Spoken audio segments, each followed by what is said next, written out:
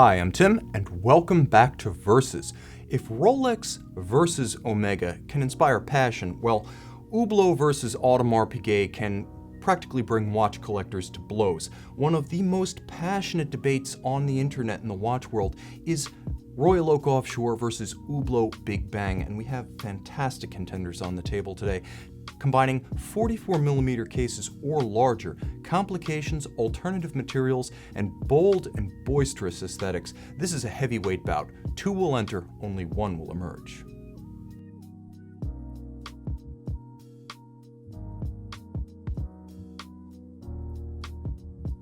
First, let's talk about the Audemars Piguet Royal Oak Offshore Chronograph. Since 1993, the Royal Oak Offshore has been both icon and pioneer.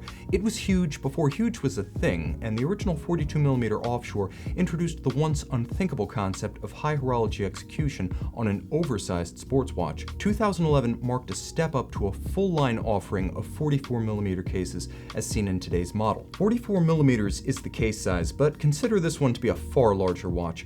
50mm is the actual span from 9 to 3 across the face, and the watch wears that way.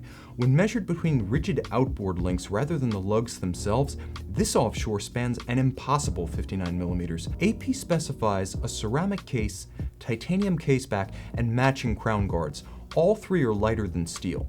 As a result, the offshore wears lighter than expected, but still heavier than the Hublot. The ceramic case is striking in appearance and practical, as AP showcases its technical prowess by finishing all ceramic parts to the same standard, polished or satin, as equivalent components on metal offshores. Creases and character lines are razor sharp. The nearly scratch-proof ceramic surfaces solve the age-old collector anxiety about scratching metal Royal Oaks of all descriptions. AP renders handsome contrast along the 3 o'clock flank thanks to the contrast afforded by the titanium crown and chronograph pusher superstructure. For good measure, the crown and pushers are capped by alternately polished and satin-finished ceramic. Pushers stepped above the crown axis, however, do betray the modular chronograph movement architecture. A nearly 60mm span across the wrists makes comfort on a wrist below 15 centimeters nearly impossible, but the AP diver-style natural rubber strap makes this one more viable than one offered on stiff leather or bracelet options. Get this watch on a strap if your wrist is below 17 centimeters circumference. Despite their common use of gold applique, AP offers a fundamental break with Hublot. A solid dial disc eschews the open architecture of the Big Bang. White gold indices, hands, logo, and high contrast print nicely silhouette against the matte anthracite base of the dial. A discreet but legible date disc continues this color scheme and adds a magnifying lens below the plane of the dial. Grayscale is strong with this one. Sunken state of the date disc reflects the chronograph module's superimposed location over the base caliber's date wheel. Audemars Piguet's mega tapisserie hobnail pattern shares billing with twin chronograph registers and constant seconds dial. Small flourishes of red grace the chronograph seconds, minutes, and hour indicators and pop against the anthracite base. White Superluminova offers handsome harmony with the white gold tones of the hands and indices without impeding lights-out visibility, where the watch positively shines in every sense. A tachometer Rayhaut visually links the bezel and the dial base while artfully masking the disparity between the size of the case and the Dubois de Praz chronograph module beneath the dial. AP transitioned the offshores from Jaeger-LeCoultre base movements to its manufacture movements starting in the mid-2000s. This unit employs such a caliber. AP caliber 3126/3840 continues the tradition of powering all men's offshores with a modular chronograph system. The base movement is Audemars Piguet, and the module is built by Lelou-based modular complication specialist Dubois de Praz. Several refinements to the AP movement bear mentioning. Bidirectional winding was chosen in order to maximize refinement. While unidirectional is more efficient, bidirectional is smoother, quieter, and thus the choice for this application. Rolex and many post-ETA Panerai calibers are bidirectional for this same reason.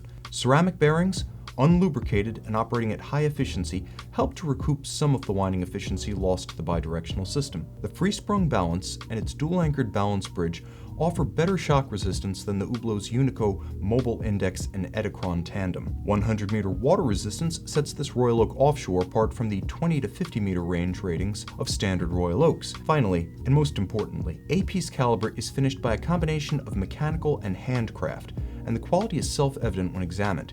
Even its gold winding mass speaks to a higher standard of appointments than the Hublot's tungsten mass. Beveling, Côte de Genève, black polish, and slotting of screw heads, perlage of the base plate, all of this surpasses the Hublot Unico in execution. To the naked eye or the loupe, the effect is identical. This is a handsome movement traditionally executed.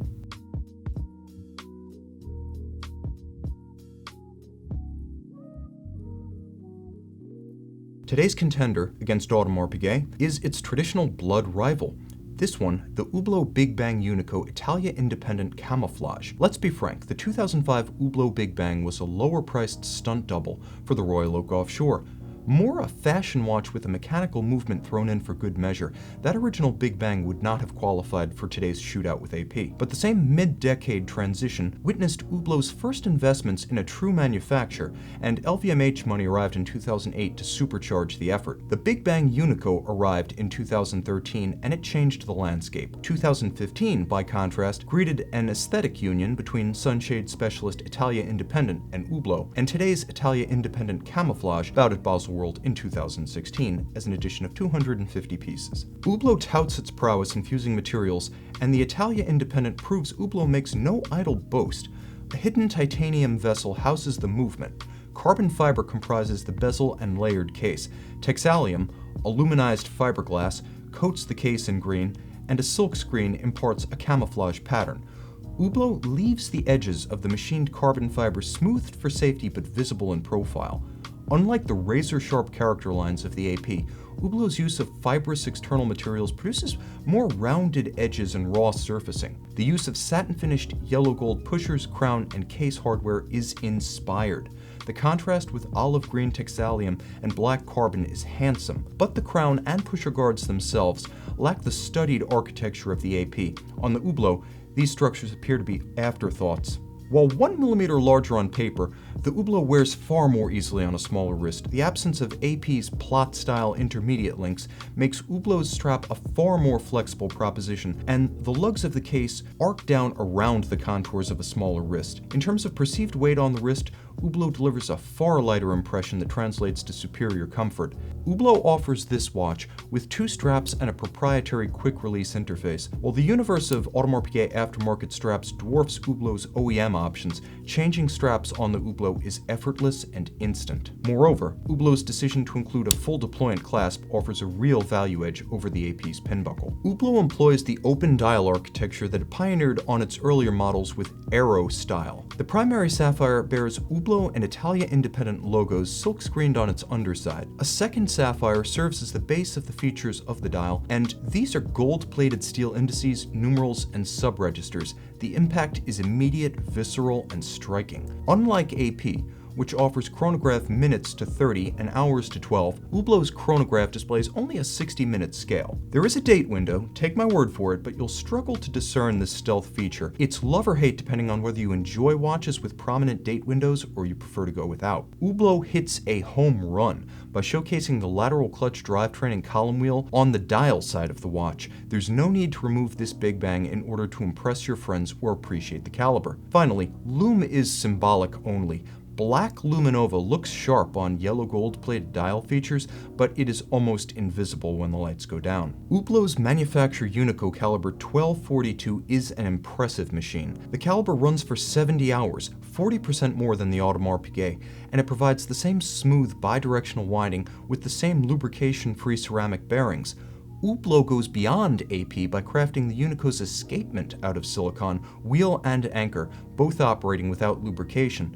And while Edelkrone is less shock resistant for regulation purposes than AP's Gyromax, Edelkrone is quite precise. Moreover, the entire Hublot balance and escapement assembly is modular for instant removal and replacement to speed the service process. The movement comes standard with flyback chronograph capabilities, reset and restart without stopping. The movement is an integrated chronograph. That's a major advantage over AP's club sandwich approach to complications on the offshore. And while the AP displays hours, Hublot maximizes the performance of its 60-minute chronograph register. The Unico drives its minute counter directly off of the barrel to reduce lost amplitude while in operation. Ultimately, Hublot's decision to build the chronograph upside down results in visible column wheel and drivetrain on the dial side, and I can't overstate the appeal of this feature. Objectively, the blasted and galvanized surfaces of the Unico are less attractive than the AP's 3126. There is very little hand finishing, if any. Watchmakers who've worked at Hublot Geneva recall watching the entire Unico lubrication regimen performed by a machine that repeats this task unerringly. That's reassuring from a quality perspective, but off-putting to traditionalists. And now, we score the face-off. First, Audemars Piguet. The Royal Oak Offshore chronograph has significant advantages. For one, ceramic is more scratch and scuff resistant than carbon fiber, texalium, or silk as featured on the Hublot. Of the two contestants, only the AP is legible in the dark. Moreover, only the AP has a legible date indicator, and if you require a chronograph that records hours, this is the only choice among the two. On a larger wrist, the broader and thinner AP cuts a more graceful profile, and if traditional finish, handcrafted materials, and real history when buying are priorities for you, then the AP is the only choice. Finally, there's unrivaled resale value. These currently trade above list when pre-owned. The Hublot Big Bang Unico Italia independent Camouflage has a number of advantages and merits of its own. Objectively lighter, more comfortable, and easier to wear on a small wrist, the Hublot is the only choice for those sleight of forearm or given to sybaritic pleasures. In every respect except hand finishing, details, and aesthetic beauty, the Unico is a much more accomplished movement than AP's 3126 modular. Technically a limited edition of 250 in camo green, there is an exclusivity factor, but beware, endless iterations have eroded some of that appeal. Depreciation is your friend or your enemy, depending on your perspective, but if purchasing pre-owned, these Unicos sell for half of the AP's current pre-owned price. I have to choose not just between Hublot and AP, but between head and heart. I could buy the Hublot for half the price of the Audemars Piguet and justify the decision on an engineering and ergonomic basis. The Hublot is a pleasure to wear, and a mechanical mind would choose the Unico caliber hands down. My brain chooses the Hublot. But if I were buying a watch, traditional qualities would be my priorities. The AP is bold and beautiful from its creases to its golden accents, and the evidence of human attention to case and caliber firmly win my heart.